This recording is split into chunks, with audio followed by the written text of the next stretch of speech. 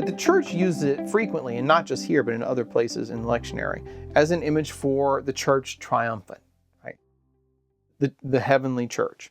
And when John says he had a vision of a multitude that no man could number, as always, I mean, almost every verse of this book is this way. John is alluding to the Old Testament. So if you're a first century Jew, you're reading the Apocalypse of John, and you hear about a number of descendants that a number of people that no one could count, right?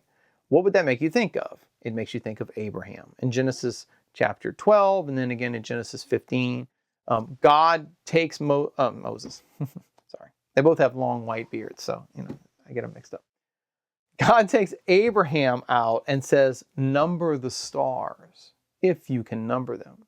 So shall your descendants be. Right?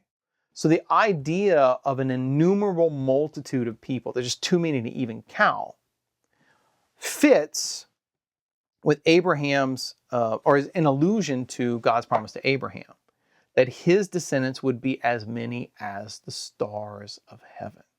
Right? So many that you can't even count them. So on the one hand, what John's seeing here is a vision of what we would call the saints, the saved in heaven. On the other hand, what he's seeing from a Jewish perspective is the fulfillment of the promise to Abraham about his innumerable multitudes that would come from many nations. Because in chapter 12, and then again in chapter 15 and 22, God's going to say, all the nations of the earth shall be blessed through you, Abraham. Okay, so this is the fulfillment of the Abrahamic promise, which is all the gospel ever was anyway, the fulfillment of the promise to Abraham. And so John sees this image here, and I want you to notice something. If John's having a vision of the church triumphant, we're going to see that in a second, right, of those who are saved, notice its makeup. What does he say? Not only is it innumerable, but it's from every nation. And the Greek word there for nation is ethnos. We get the word ethnic from it. So the church, as John sees it, isn't just big. It's not just innumerable people. It's multi-ethnic, right? So it's a number of ethnicities. It's a number of peoples. It's also multilingual, because he says not only they're from every nation, but they're from every tribe and people and what? Tongue. So it's multi-ethnic, it's multilingual. There are many different languages. And in that case, what passage would that make you think of? Tower of Babel, Genesis chapter 11, which is right before Genesis chapter 12, believe it or not. So you got chapter 12, the promise of the blessing of all the nations. Chapter 11 is the description of the various languages. And so what we're seeing here is not just the fulfillment of the promise to Abraham, but the undoing of the division of humanity with the Tower of Babel. They're all being reunited, not through their own power, like in Genesis 11, but through God. And what is it that's uniting them? They're standing before the throne and before whom? The Lamb. Before the Lamb.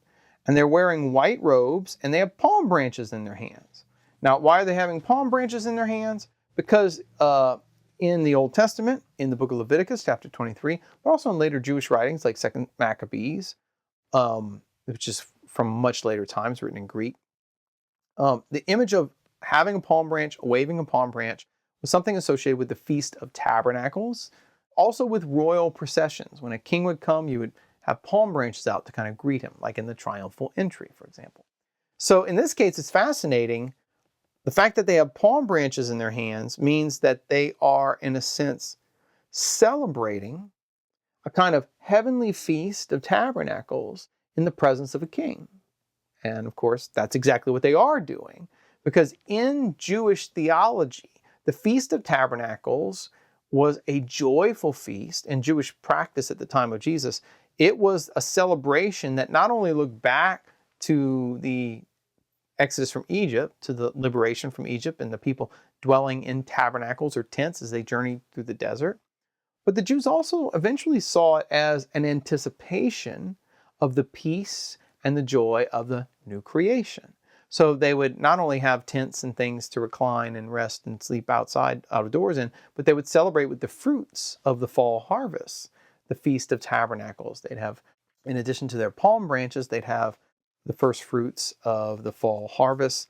They'd have wine, and it was a celebratory festival, right? That was meant to kind of, in a sense, give you a little foretaste of what the new world would be like, what the new creation would be like. So in this case, John's seeing not only them having a foretaste of the new creation and of salvation, but actually experiencing it. So it's fitting that they have palm branches in their hands. Although in this case, the thing that would be striking to a Jewish reader is it's Gentiles celebrating tabernacles.